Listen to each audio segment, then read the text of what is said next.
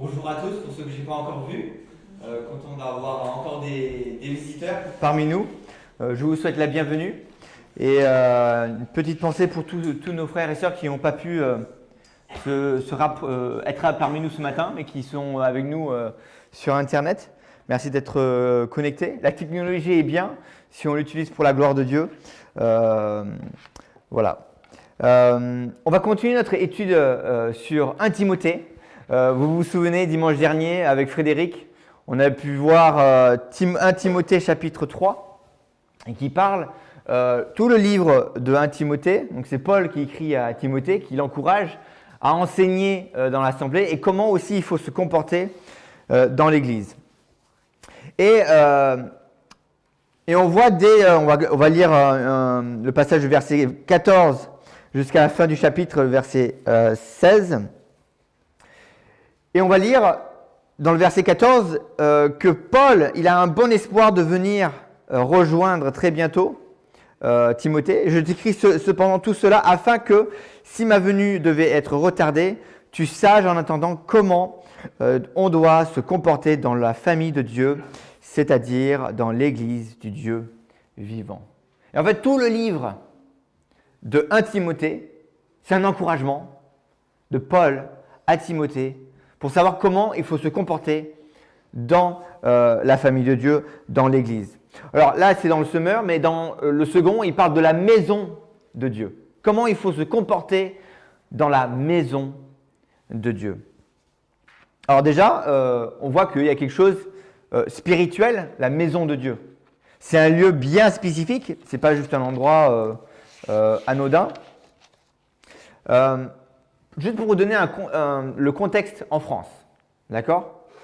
Dans le contexte en France, sur les différentes religions qui existent en France, 14% des Français estiment, ou déclarent plutôt, pratiquer leur religion au moins une fois par mois. 14% des Français déclarent pratiquer leur religion, peu importe la religion, au moins une fois par mois. Alors, quand on parle de pratiquer, ce sont des choses, par exemple, aller à la messe, ou faire des prières, ou faire des actions qui permettent de dire que je pratique ma religion. 14% des Français déclarent faire des choses religieuses au moins une fois par mois. C'est très peu. Quand on regarde, alors c'est les sources, je vais vous donner d'où elles viennent les sources. C'est une étude qui a été faite en 2019 par l'Observatoire de la laïcité qui a fait un sondage en France. 37% des Français estiment qu'ils sont des croyants. On a dit 14% pratiquent au moins une fois par mois et 37% sont des croyants qui croient en Dieu. Après, on ne va pas parler des non-croyants, des agnostiques, etc. Imaginez-vous un sportif de haut niveau qui ne pratiquent pas leur sport une fois par mois. Déjà, juste une fois par mois, on se dit, à mon avis, ce n'est pas un sportif à haut niveau. Hein.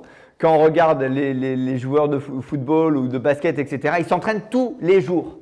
Ils pratiquent leur sport tous les jours. Pas juste une fois par mois. Mais la religion, c'est quelque chose qui est un peu tabou en France, qui disparaît à fur et à mesure. Et la pratique d'une religion, ça devient des fois un peu démodé ou à l'ancienne. Pourquoi je vous parle de cette étude ? C'est pour vous donner un contexte aujourd'hui en France. Aujourd'hui en France, l'idée de Dieu est très loin de ce que la Bible enseigne. L'idée même de l'Église ou de la maison de Dieu est très loin de ce que la Bible enseigne. Quand on regarde 14% déclarent pratiquer une religion, mais ça veut dire aussi d'aller soit dans une église, soit synagogue, soit à la mosquée, etc., dans leur pratique de leur religion. Ça, c'est pour vous donner un contexte, c'est-à-dire que l'idée de l'église ou de la maison de Dieu, c'est quelque chose que les gens, ça leur fait aucune indifférence. Ça leur fait aucune différence plutôt, je devrais dire. Mais alors, quand Paul parle de cette famille de Dieu ou de cette maison de Dieu, il parle l'église du Dieu vivant. Qu'est-ce que ça signifie ? Qu'est-ce qu'il veut dire ? Alors, Quand on regarde, on ne va pas aller dans tous les passages parce que là, on est que dans l'introduction. Quand on regarde la première fois où il parle de la maison de Dieu, c'est Jacob. Jacob qui voit l'escalier de Dieu et il voit les anges monter et descendre. Et il pose une pierre et il déclare que ici, j'ai assisté à la présence de Dieu, la maison de Dieu. Dans d'autres versions, il parle du sanctuaire de Dieu. Et c'est la première fois qu'il y a cette notion de la maison de Dieu dans la Bible. Alors avant, il y a cette notion d'Abraham qui passe du temps en présence de Dieu. Et par la suite, on a Moïse qui instaure, Dieu dit à Moïse comment il doit faire pour le tabernacle. Et Dieu dit, j'habiterai dans mon peuple, et le peuple, je serai leur Dieu, et ils seront mon peuple.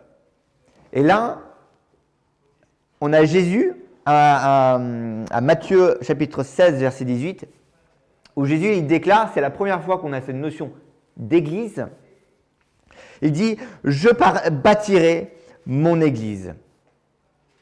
C'est Jésus qui le déclare, il le dit à Pierre, je bâtirai mon église, et il veut nous utiliser. Donc cette notion de la maison de Dieu, on a dans Hébreux chapitre 3, versets 5 et 6, je vous invite à ouvrir la Bible si vous le souhaitez. Versets 5 et 6, je vais juste lire une portion. Et il parle de Moïse, justement qui a instauré le tabernacle, et il parle de cette maison de Dieu. Hébreux chapitre 3, vous pouvez ouvrir la Bible au même endroit. Chapitre 3, versets 5 et 6. Moïse, de sa part, a été fidèle dans toute la maison de Dieu, mais en tant que serviteur, chargé de rendre témoignage à ce que Dieu allait dire par la suite. Christ, lui, est fidèle en tant que fils, à la tête de sa maison. Et sa maison, c'est nous. Si du moins nous gardons en pleine assurance et la fierté que nous donne notre espérance. Hébreux nous parle, cette notion de la maison de l'Éternel, que Moïse a installée avec le tabernacle, et il dit qu'il était serviteur de cette maison. Mais Jésus-Christ, lui, c'est la tête de cette maison. Et cette maison, c'est nous, les croyants, les chrétiens. Là, on a cette notion qui fait le pont entre l'Ancien Testament, cette maison de l'Éternel, et la maison de l'Éternel aujourd'hui. Alors, moi qui n'ai pas très bon dans le dictionnaire et dans la langue française, des fois vous voyez écrit « église » en majuscule et « église » en minuscule. Est-ce que vous savez pourquoi? Peut-être si, oui, Yves. C'est l'ensemble de tous les croyants sauvés par Jésus. Lequel? Grand E. Le grand E, c'est tous les croyants. Le petit E, c'est l'assemblée. Enfin, moi, c'est ce que je pense dans le dictionnaire. C'est assez proche. En fait, église en minuscule, c'est le bâtiment. Oui. C'est le bâtiment, une église. Et quand on parle de cette notion de église avec le majuscule, et la Bible l'utilise souvent, il parle justement de ces fidèles, de ces croyants, que nous sommes l'église de Dieu. Alors, j'ai appris ça cette semaine, j'avais envie de vous le partager. Parce que ça peut être intéressant quand on fait des études où on parle d'église et d'église. Et en fait, beaucoup de gens, même en France, la preuve, dans les sondages, beaucoup de gens ne savent pas ce que c'est l'église. Parce qu'ils pensent que c'est un bâtiment. C'est un bâtiment qu'on voit à différents endroits. Un bâtiment avec une croix qui est en haut. Nous, on a un bâtiment, mais il n'y a pas de croix en haut sur la toiture. Mais ce n'est pas ça qui est le plus important, ce n'est pas forcément le lieu, mais c'est ce que la Bible enseigne là, que Paul il dit à Timothée sur comment il faut se conduire dans cette église du Dieu vivant. Ce n'est pas une église simple et basique que l'on peut voir quand on va dans le centre-ville d'un petit village. On parle de cette église, de cette assemblée, de ces croyants qui forment l'église. Et dans Hébreux, il dit clairement que le Fils est la tête de cette maison, et sa maison, c'est nous. C'est nous, les croyants. Il y a cette notion aussi dans 2 Corinthiens chapitre 6 et 16 qui dit « Quel rapport y a-t-il entre le temple de Dieu et les idoles ? Car nous sommes le temple du Dieu vivant. Comme Dieu l'a dit au temps de Genèse, J'habiterai et je marcherai au milieu d'eux. Je serai leur Dieu et ils seront mon peuple. Donc cette idée de l'Église, ce temple de Dieu, cette maison de Dieu, elle est en vous pour tous ceux qui croyaient en Christ. Et on verra justement qu'est-ce qui nous fait qu'on devient partie de cette Église de Dieu. Ce n'est pas une Église que nous, c'est une Église locale, universelle, mais pas dans le style catholique universel, universel aux yeux de Jésus-Christ, parce que c'est lui qui est la tête de l'Église. Alors ça, c'était mon petite introduction sur déjà le concept de l'Église, de la maison de Dieu, d'où ça vient, qu'est-ce que ça signifie, parce que beaucoup, trop de fois, en France, dans le monde entier, cette notion d'Église est bafouée, cette notion d'Église est pas très explicite. Et la Bible nous enseigne qu'est-ce que Paul veut dire, comment se comporter dans la famille de Dieu. Et dans cette Église qui est la colonne, et cette Église du Dieu vivant. Donc quand on parle de cette Église, ce n'est pas les dimanches matins. Quand on parle de l'Église en elle-même, ce n'est pas juste le dimanche matin ou à des réunions. L'Église, ce sont un corps. Et c'est à chaque fois que les gens se réunissent ensemble. On fait tous partie de cette même Église, pas dans ce lieu, mais dans ce lieu, oui, mais pas que. Et partout où on va, on fait partie de cette Église, qui n'est pas physique, mais qui est spirituelle et entre frères et sœurs. Donc là, Paul, il nous dit, voilà comment, donc tout ce livre dans Timothée, donc on voit au début, il encourage Timothée à enseigner. Donc il parle dans cette Église, il faut enseigner. C'est un peu ce qu'on est en train de faire en ce moment. Il faut enseigner. Il parle aussi de mauvaise doctrine, qu'il ne faut pas annoncer de mauvaise doctrine contraire à la foi de Christ. Il nous parle de la loi. Il dit, voilà, il faut enseigner la loi qui est là pour le pécheur et pas pour le juste.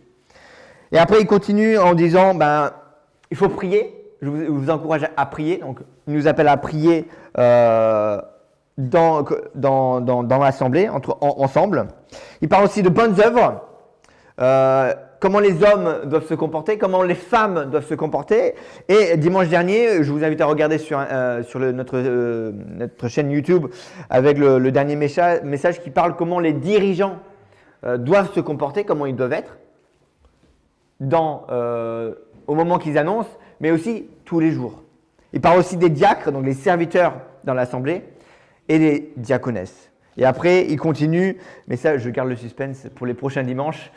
Comme ça, vous pouvez être encouragés pour les prochains messages. Mais en tout cas, tout le livre, il est là pour nous encourager à savoir comment on doit se comporter dans cette église, dans cette assemblée.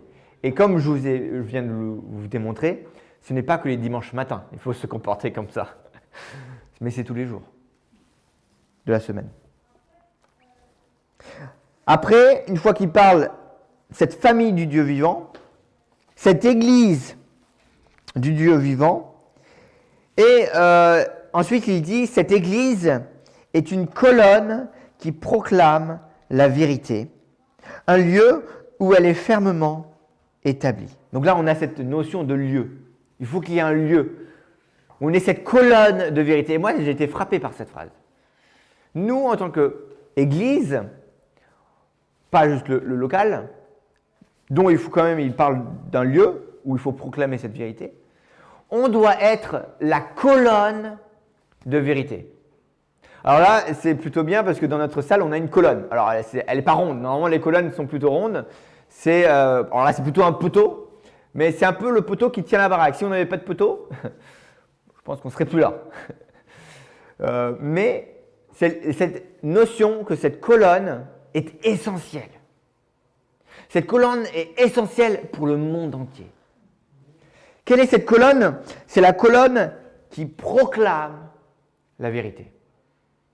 Écoutez-moi bien. Je vais faire peut-être quelque chose qui, vous allez dire qui se contredit, mais je ne vais pas me contredire. Je vais vous dire pourquoi. L'Église, elle n'est pas faite pour faire des œuvres charitables. L'Église n'est pas faite pour faire ça. Ce n'est pas son but ultime. Elle n'est pas faite pour qu'on puisse se réunir les dimanches matins et se dire bonjour. L'Église, elle est pas conçue juste pour faire des prières. L'Église, il y a plein de choses qui se passent. On travaille avec des associations qui font la distribution de pain, mais le but ultime, c'est pas juste donner du pain. C'est pas ça l'objectif. L'objectif principal, c'est que l'on proclame la vérité. Si on fait des bonnes choses, on a des ministères, on a un super groupe de jeunes, des groupes d'enfants, on a un organisme génial, mais on oublie cette colonne de vérité, on ne sert à rien. Moi, je vous le dis comme je le pense et comme la Bible le dit.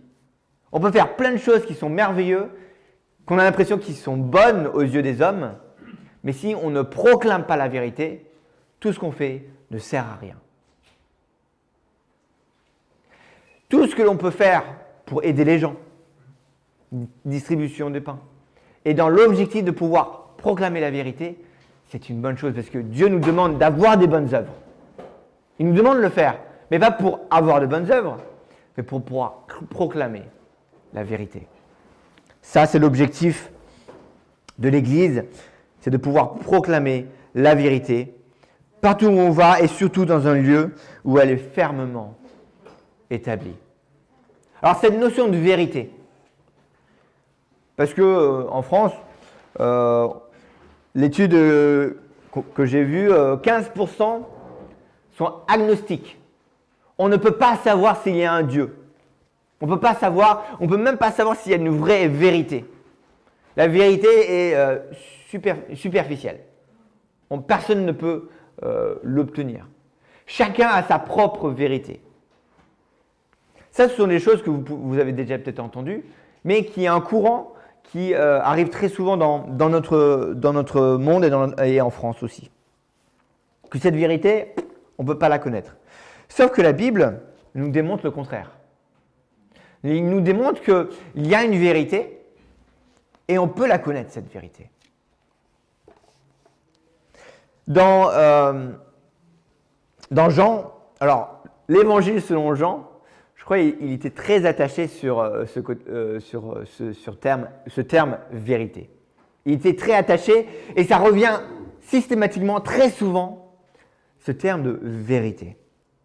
On le voit d'abord dans Jean chapitre 1, verset 17, où il dit que la loi a été donnée par Moïse, la grâce et la vérité sont venues par Jésus-Christ. Donc cette vérité est venue par Jésus-Christ. Jean chapitre 15, verset 26, c'est Jésus qui parle et dit « Quand sera venu le Consolateur ?» donc le Saint-Esprit qui habitera en vous. « Quand viendra le Consolateur ? Je vous enverrai de ma part l'Esprit de vérité qui vient du Père et qui rendra témoignage de moi. » Donc la vérité, donc il envoie justement cet Esprit de vérité qui rend témoignage de Jésus-Christ. Donc on a encore cette option que cette vérité est autour de Jésus-Christ. Ça, ce sont des personnes qui témoignent de Jésus-Christ en tant que vérité. Ensuite, dans Jean chapitre 14, verset 6, je crois que c'est un des passages les plus connus dans le monde évangélique, Jésus se déclare « Je suis le chemin, la vérité, la vie. Nul ne vient au Père que par moi. » Il déclare lui-même qu'il est la vérité. Jean chapitre 18, verset 37, devant Pilate,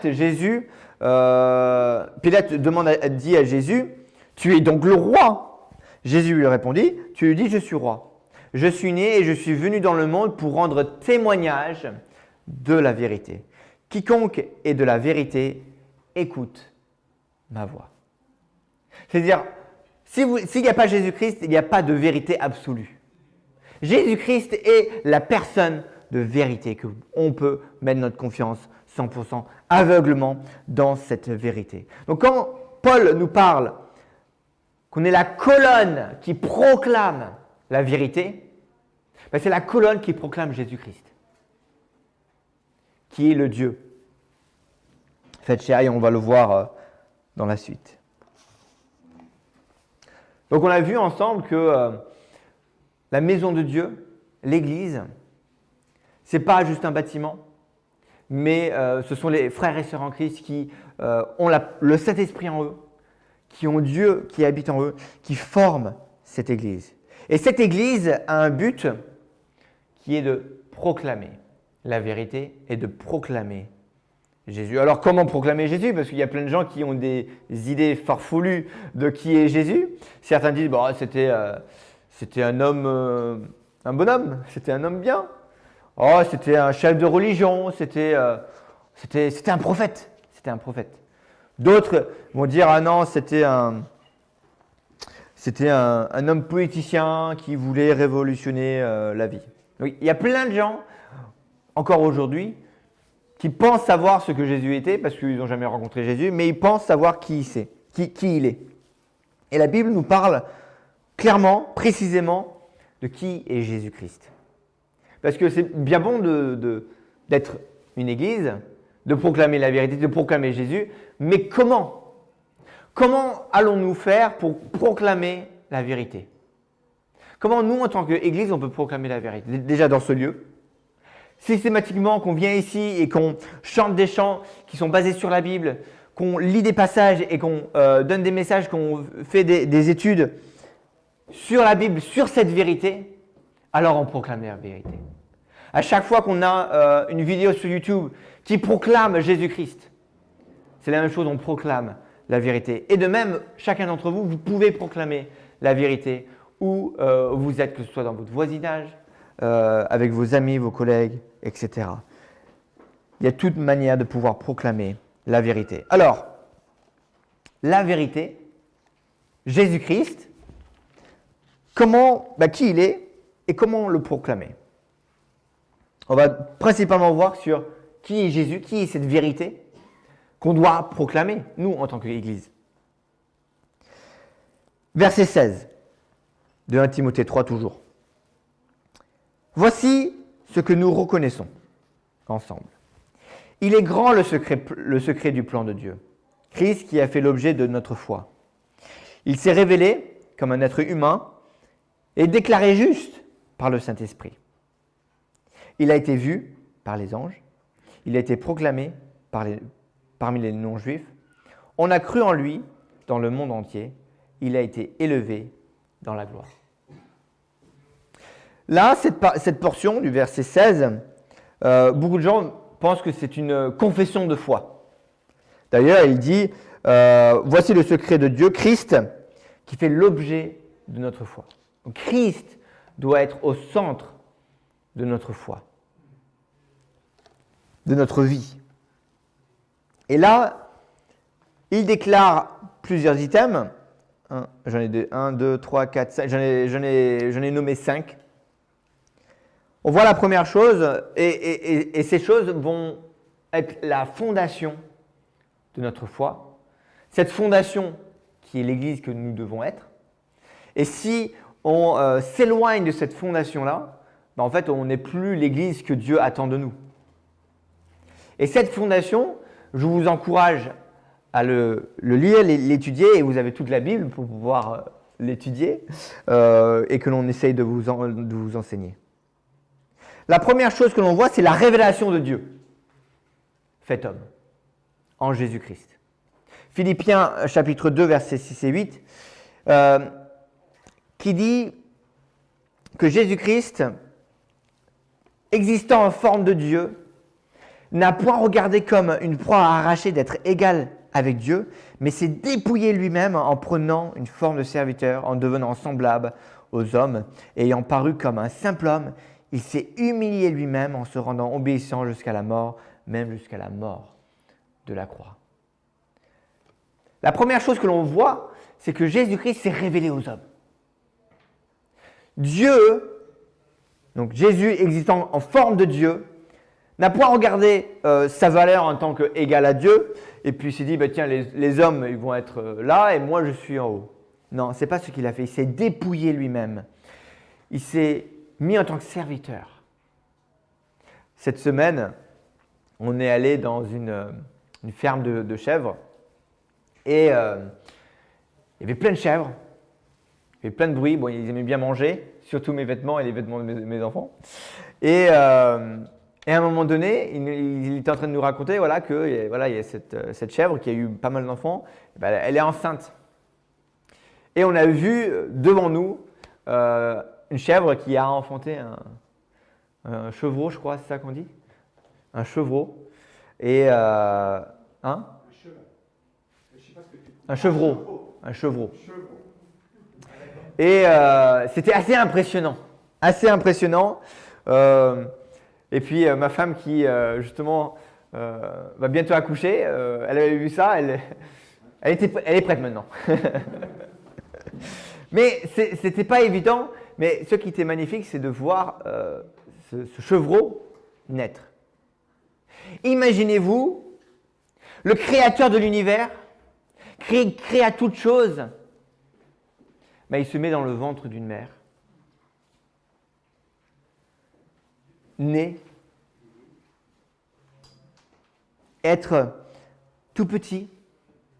Moi j'ai l'impression que ça fait des siècles que j'ai vu mes enfants petits, mais pour ceux qui ont eu un enfant, de voir un bébé naître tout petit, faible, qui est à la merci de tout, si on ne prend pas soin. Le créateur de l'univers, c'est exactement comment il est venu, il s'est révélé. Il était égal à Dieu, mais il s'est dépouillé à être dans un ventre d'une mère, à naître.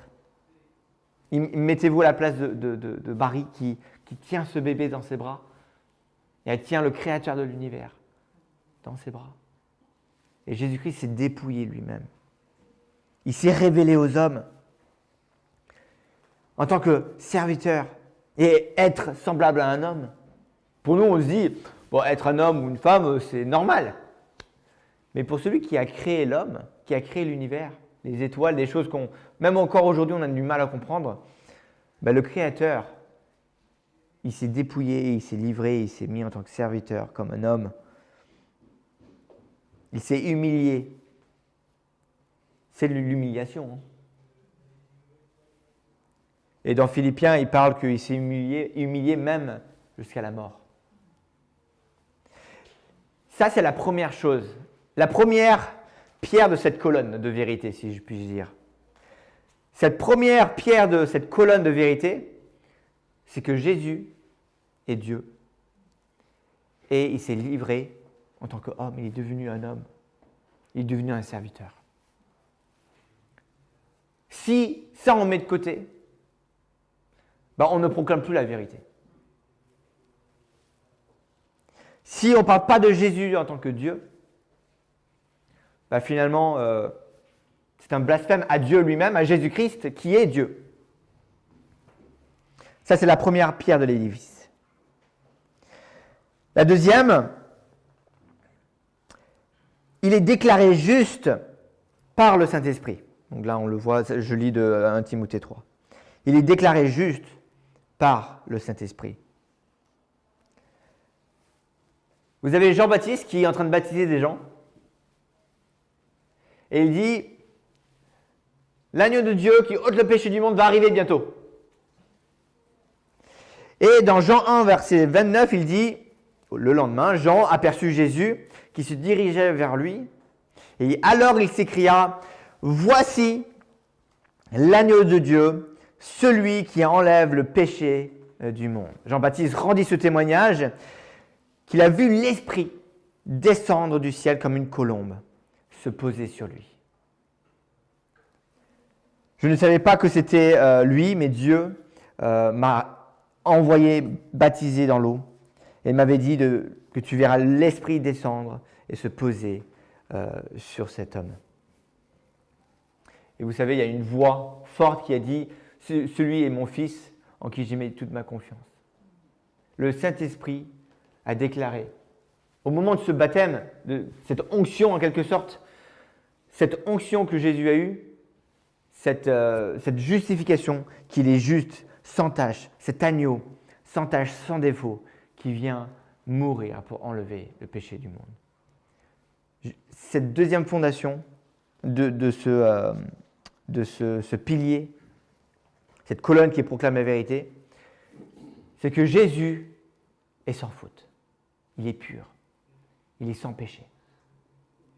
Et il vient pour ôter le péché du monde. Il vient prendre vos fautes sur lui, sur la croix. Et si on dit que Jésus n'est jamais mort, finalement, on vit toujours dans le péché. On vit toujours dans la loi, par la loi, et on est condamné par la loi. Et Jésus est venu, lui qui était juste, prendre nos fautes et nous justifier.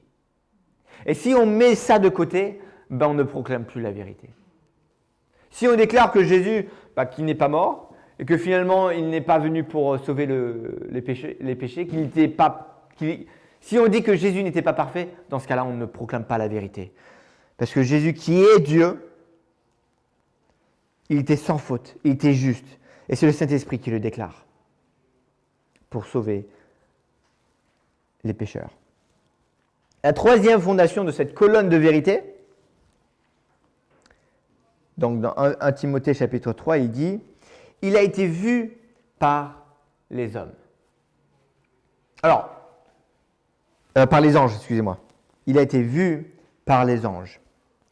Donc on peut s'imaginer que oui, avant qu'il naisse, que les anges le voyaient. Mais je pense que là, il ne parle pas de avant qu'il vienne sur terre, mais pendant ou même pendant qu'il était sur terre. On voit déjà après le désert, 40 jours dans le désert, il y a les anges qui viennent le voir pour l'encourager, le fortifier. Donc il le voit à ce moment-là, donc juste après son baptême. Et il y a un autre moment où on a cette interaction entre un ange et Jésus, c'est dans Matthieu 28. Donc Christ a été crucifié pour le péché du monde. Et il y a eu un tremblement de terre et un ange a venu rouler la pierre. Ça ne le dit pas explicite, mais à mon avis, il a dû voir Jésus se réveiller. Il était là pour rouler la pierre, pour déclarer à tout le monde. Alors, Jésus n'avait pas besoin de rouler la pierre pour sortir. Il pouvait traverser la pierre. Mais l'ange était là pour montrer aux hommes que Jésus-Christ est ressuscité. Si on déclare que Jésus-Christ, il est mort pour nos péchés, il faut qu'on déclare aussi qu'il est revenu à la vie. Et je crois que c'est Paul, je ne sais plus dans quel passage, qui dit si Christ n'est pas ressuscité, je ne vis toujours dans mon péché. C'est parce que Jésus-Christ est revenu à la vie, il peut vous donner la vie. Et vous pouvez aussi ressusciter d'entre les morts. Ça, c'est la troisième fondation de cette colonne de vérité. La première, c'est Dieu fait chair, il s'est révélé en tant qu'homme. Il a été déclaré juste, pur, pour ôter le péché du monde. Il est revenu à la vie. Les anges l'ont attesté. Il est ressuscité. La quatrième fondation, et là, je voulais vous inviter à lire dans Romains 10. Romains, chapitre 10. Romains, chapitre 10, et je vous invite à lire, à ouvrir votre Bible dans ce passage. Romains, chapitre 10. Et juste avant que je lise ça, on va lire la partie dans 1 Timothée, chapitre 3, qui dit « Il a été proclamé parmi les non-juifs, et on a cru en lui dans le monde entier. » Ça, c'est la quatrième fondation. Et on va lire Romains, chapitre 10, versets 9 à 18. En effet, si de ta bouche tu déclares que Jésus est Seigneur, et si dans ton cœur tu crois que Dieu l'a ressuscité, tu seras sauvé. Là, je pense que c'est assez explicite. Si tu crois que Dieu l'a ressuscité des morts, tu seras sauvé. Si on te dit, non, Jésus, déjà, il n'est pas mort, il est juste monté au ciel, déjà, on ne proclame plus la vérité. Si on dit, mais il est mort, mais il n'est pas revenu à la vie, là, c'est la même chose. Vous ne pouvez pas être sauvé si vous ne croyez pas que Jésus-Christ est revenu à la vie. C'est cette espérance que l'on peut avoir en Christ, qui est revenu à la vie, qui est ressuscité d'entre les morts, qui a vaincu la mort. Parce que depuis Adam et Ève, tous les hommes sont morts. à une exception près. Mais tous les hommes sont morts. Et vous parlez avec tous vos voisins, ils savent très bien qu'ils vont mourir. Enfin, c'est pas, vous n'allez rien leur apprendre si vous dites qu'ils vont mourir et vous aussi. Ils vont rien apprendre. Ils vont dire, bah oui, c'est normal. Je nais dans ce monde, je ne sais pas pourquoi. Je vais à l'école, je vais travailler. Après, je prends ma retraite avec une montre en or. Parce que quand je prends ma retraite, je prends une montre en or. Voilà, c'est comme ça. Et puis, voilà, je vis ma retraite paisiblement, je voyage. Et puis, à un moment donné, ça s'arrête. Puis voilà, c'est comme ça. Pas d'espérance. C'est le petit train-train, le petit bateau. Et puis, quand ça s'arrête, ça s'arrêtera. Beaucoup de gens, ils ont peur de cette mort. Il y a beaucoup de gens qui ont des craintes de après la mort. Et beaucoup se réfugient dans des croyances, dans différentes choses. Mais là, dans Romains 9, il nous dit que si vous croyez que Dieu a ressuscité Jésus-Christ, vous serez sauvés. Jésus peut vous permettre la vie éternelle, la vie avec Christ. À la base, je ne voulais pas juste parler de verset 9, mais on va continuer dans verset 10. Car celui qui croit dans son cœur, Dieu déclare juste. Celui qui affirme de sa bouche, Dieu le sauve. En effet, l'Écriture dit, celui qui met en lui sa confiance ne connaîtra jamais de déshonneur. Ainsi, il n'y a pas de différence entre les Juifs et les non-Juifs. Là, on a vu que dans 1 Timothée 3, il a été proclamé parmi les non-Juifs. Et là, dans Romains, il nous dit, il n'y a pas de différence entre les Juifs et les non-Juifs, car tous ont le même Seigneur qui donne généreusement à tous ceux qui font appel à lui. En effet, il est écrit, tous ceux qui invoqueront le Seigneur seront sauvés. Verset 14. Mais comment feront-ils appel à lui s'ils n'ont pas cru? C'est un peu compliqué. Hein. Si vous ne croyez pas, vous ne pourrez pas faire appel à Jésus-Christ. Si vous ne croyez pas qu'il est revenu à la vie. Comment croiront-ils s'ils n'ont pas entendu? Et comment entendront-ils s'il n'y a personne pour leur annoncer? Et là, pour tous ceux qui croient en Jésus-Christ, voilà, l'Église est là. L'Église est là pour proclamer la vérité, pour annoncer aux gens qu'ils puissent eux entendre, afin qu'ils puissent croire et invoquer le Seigneur Jésus-Christ. Mais si l'Église ne proclame pas cette vérité, l'Église ne sert à rien. C'est ce que Paul encourage Timothée. C'est l'Église doit être proclamer la vérité, doit proclamer Jésus-Christ. Et après, il continue. Et comment vont-ils annoncer s'il n'y a personne pour les envoyer? Et Romains chapitre 10, c'est quelque chose qui est fondamental, qui remet le curseur au bon endroit. Nous sommes cette colonne de vérité et nous devons proclamer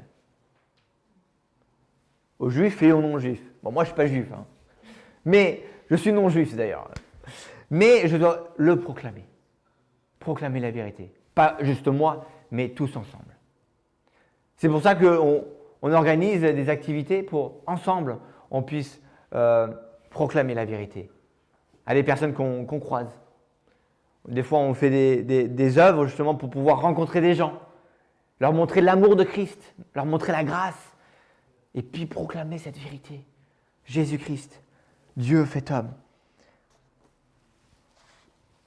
Donc, on a vu que cette fondation de cette colonne de vérité, que l'Église est la colonne de cette vérité, c'est que Christ, que Dieu s'est fait homme en Jésus-Christ, qu'il a été déclaré juste, sans défaut, pur par le Saint-Esprit, pour nous enlever nos péchés, pour nous pardonner de nos péchés. Jésus-Christ est revenu à la vie. Et proclamer à toutes les nations de croire en Jésus-Christ. Proclamer et croire en Jésus-Christ. Et la dernière chose, la cinquième chose, On le voit dans 1 Timothée 3, à nouveau. 1 Timothée 3, à la fin, il dit « Il a été élevé dans la gloire ». Hébreux chapitre 12, verset 2, il dit « Ayant les regards sur Jésus, le chef et le consommateur de la foi ». Alors déjà, voilà, c'est assez clair. Hein. Regardez à Jésus. Le chef et le consommateur de la foi. Sans Christ, il n'y a pas de foi. Alors, bien sûr, si vous croyez en quelque chose, vous avez la foi. La foi, c'est croire sans voir. Si vous croyez qu'il n'y a pas de Dieu, que tout est arrivé par magie, ben, il faut avoir la foi pour croire cela. Parce que je pense qu'il n'y a aucun homme aujourd'hui qui était là quand il y a eu une explosion, le Big Bang, etc. Comme des fois, il y a des gens qui peuvent l'enseigner. Il faut avoir de la foi pour croire cela. Maintenant, il y a des recherches, etc. Mais il faut quand même avoir la foi parce qu'on ne voit pas, on ne sait pas. Mais la foi en Christ, la foi en Dieu, elle est basée sur Jésus-Christ. Je reviens dans Hébreux chapitre 12. Le consommateur de la foi, qui, en vue de la joie qui lui était réservée, a souffert la croix, méprisé l'ignominie, et s'est assis à la droite du trône de Dieu. Alors, il y a un passage qui, récemment, là, on a vu, je crois que c'est dans le chapitre 1, j'ai fait un message, et il y a un passage qui m'a vraiment surpris. C'était un parallèle justement sur cette idée que Christ, une fois qu'il est revenu à la vie, et qu'il est monté au ciel, et il s'est assis à la droite du trône de Dieu. Et c'est dans Matthieu, je crois que je vais perdre l'emplacement, mais les pharisiens ont capturé Jésus. Et il est devant le tribunal des pharisiens. Et ils essayent d'envoyer des personnes pour pouvoir faire des faux témoignages envers lui. Bon, ils n'y arrivent pas. Voilà, c'est ici. Dans le chapitre 26, 64. Non, on va partir de verset 63. Donc, le grand prêtre pose des questions à Jésus, donc Jésus garde le silence. Alors le grand prêtre reprit en disant « Je t'adjure par le Dieu vivant de nous déclarer si tu es le Messie, le Fils de Dieu. » C'est plutôt sympa. Dis-nous si tu es le Fils de Dieu. Et Jésus répond. Et c'est sa réponse qui est intéressante. « Tu l'as dit toi-même, de plus, je vous le déclare, à partir de maintenant, vous verrez le Fils de l'homme siéger à la droite du Tout-Puissant et venir en gloire sur la nuée du ciel. » Jésus le déclare. Et là, ils sont furieux. Et le grand prêtre déchire ses vêtements. Il dit, c'est un blasphème, il faut qu'il meure.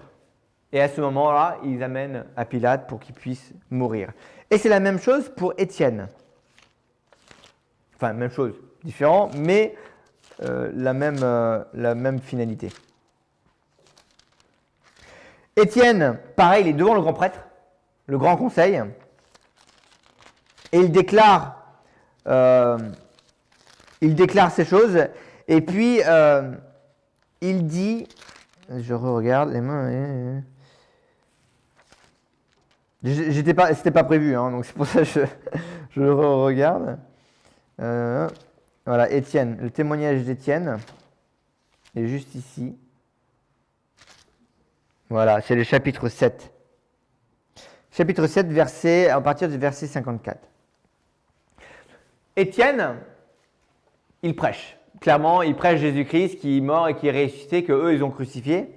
Verset 54. À ces mots, ceux qui siégeaient au grand conseil, donc c'est au même endroit où Jésus était, devinrent fous de rage et ils grinçaient les dents contre Étienne. Mais lui, rempli du Saint-Esprit, donc là, Étienne rempli du Saint-Esprit, leva les yeux au ciel et il vit la gloire de Dieu et Jésus debout à la droite de Dieu. Alors il s'écria, « Écoutez, je vois le ciel ouvert, le Fils de l'homme debout à la droite de Dieu. » Et à partir de là, il envoie dehors et le lapide. La même chose, la déclaration de Jésus, la déclaration d'Étienne, de voir Jésus à la droite de Dieu, ce Fils de l'homme à la droite de Dieu. C'est la même chose que Jésus lui-même s'est proclamé, qu'il a été élevé à la droite de Dieu. Pour les Juifs, c'est très significatif. Parce que pour les Juifs, il y a le trône de Dieu. Et dans Daniel, il parle justement de Fils de l'homme qui se met à la droite de Dieu et se fait égal à Dieu finalement. Et Jésus-Christ, il a été élevé à la droite de Dieu dans la gloire. Je vais répéter, comme ça vous pouvez les mémoriser, les 5 fondations de cette colonne de vérité. Alors vu que j'ai déjà répété plusieurs fois, vous allez m'aider. La première, c'est quoi? Comment? Il s'est révélé, donc Dieu s'est fait homme. La deuxième, c'est il a été déclaré juste, pur, pour pardonner les péchés. La troisième, il est revenu à la vie. Et les anges l'ont vu revenir à la vie. La quatrième, c'est que toute la terre sera proclamée et les gens vont croire en lui. Croire Jésus-Christ. Et la cinquième, que Jésus-Christ est sur le trône à la droite de Dieu. 5 choses que si on s'écarte de ça, qui est la fondation de la colonne de vérité que nous devons promouvoir, que nous devons annoncer et proclamer. Le reste est en complément. On utilise le reste pour proclamer cette vérité, cette colonne de vérité qui est Jésus-Christ. Et si aujourd'hui vous ne croyez pas à tout ça, ou peut-être vous apprenez des choses, je vous encourage à pouvoir prier ce matin à Jésus-Christ, qu'il vous pardonne de votre péché et qu'il puisse vous sauver. Comme on l'a vu dans Romains 10, si de ta bouche tu déclares que Jésus est Seigneur et que de ton cœur tu crois que Dieu l'a ressuscité des morts, tu seras sauvé. Prions. Seigneur Jésus-Christ, le rappel que tu nous fais ce matin, c'est que tu dois être au centre de notre vie, le centre de notre pensée, nous en tant qu'Église, mais aussi en tant qu'individu. Et tu as encouragé Timothée de pouvoir savoir comment il faut se comporter dans l'Église, dans cette maison de Dieu, vivant, et que nous sommes cette colonne de vérité, ce pilier pour le monde entier. Et nous devons proclamer. Par cette révélation que tu es venu, toi, Dieu créateur, que tu es venu sur cette terre en tant qu'homme, que tu es devenu serviteur. Tu as été déclaré juste, pur, pour pardonner nos péchés. Tu es revenu à la vie, pour nous donner la vie, Seigneur. Et tu nous encourages à proclamer, à partager cette vérité autour de nous. Et je te remercie, Seigneur, parce qu'aujourd'hui, tu es élevé à la droite de Dieu. Et tu es au contrôle. Et un jour, Seigneur, tu viens bientôt pour régner sur cette terre et apporter la paix dans ce monde qui est rempli de haine, de guerre et de bruit de guerre, Seigneur. Viens secourir ta terre, Seigneur. Maranatha, que tu viennes bientôt. Dans le nom de Jésus-Christ, je prie. Amen. On va dire au revoir à ceux qui nous suivent sur Internet. Merci d'avoir participé.